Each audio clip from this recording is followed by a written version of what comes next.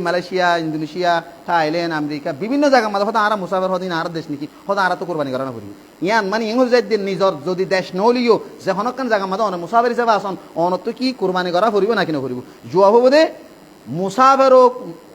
মহাজের হোক মুকিম হোক যে হইব